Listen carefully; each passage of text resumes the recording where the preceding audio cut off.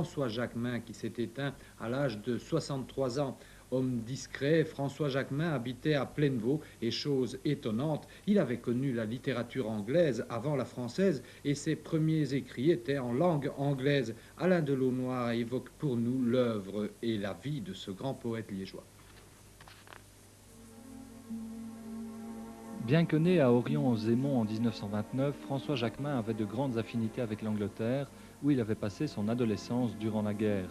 Ses études et ses premiers écrits, il les fit donc en anglais. À son retour en Belgique, il est employé comme traducteur chez Cochrane. Mais très vite, dès le début des années 50, il rencontre d'anciens membres du groupe Cobra et se retrouve avec eux au sein de la revue Fantomas.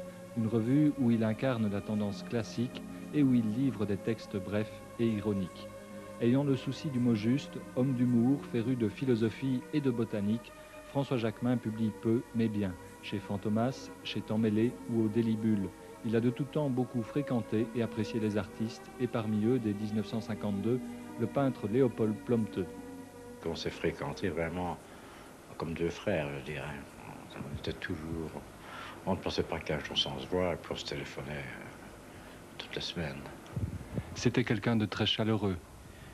Il était très chaleureux et en même temps très discret, très classique, et une poésie très philosophante, si je puis l'exprimer ainsi. Mais à propos de François, je vais vous dire une petite anecdote. Il avait envoyé à la revue de Jean-Paul Sartre des poèmes. Et il était presque offusqué de recevoir 1500 francs de droits d'auteur. Mais 1500 francs à l'époque, ça faisait à peu près dans le 15-20 000 francs maintenant. Et alors, il avait envoyé simplement ses poèmes avec son adresse, pas un mot à Sartre, rien du tout. Et alors que Sartre lui a envoyé une lettre très enthousiaste pour ce, et désirant le rencontrer. Et il n'est jamais allé voir Jean-Paul Sartre. C'est curieux, étonnamment. Je ne sais pas pourquoi, mais il n'avait pas... C'était pas un arriviste. Hein, ça va toujours... Et puis il n'aimait pas Paris, il aimait Londres. Les saisons en 1979 marquent une étape importante dans sa vie de poète, attentif aux éléments naturels. Ce recueil sera suivi de plusieurs autres, comme le Domino gris ou, en 1990, le Livre de la neige, un livre de prose poétique épurée, d'une gravité et d'une intensité remarquables qui lui vaudront d'être notamment couronné par le prix Max Jacob et le prix quinquennal de littérature. La reconnaissance unanime d'une œuvre qui s'était écrite dans la discrétion, l'élégance souriante et l'absence de carriérisme littéraire.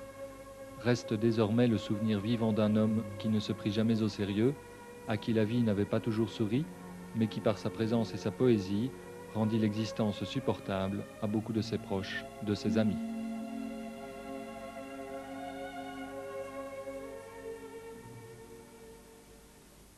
Je pense que vous le connaissiez bien. Je le connaissais très très bien et je savais en fait depuis très longtemps qu'il était malade et qu'il était atteint donc d'une maladie irréversible. Et je dois dire qu'il a connu presque toute la jeunesse de ce livre. Enfin, il ne l'a pas connu, je ne lui ai pas lu, mais j'en avais parlé. Et j'ai voulu qu'il existe dans ce livre. Et le livre se termine de manière aussi métaphorique avec le coquelicot de Grétry, qui était ce petit coquelicot qu'il avait trouvé dans les ruines de la gare de Landau.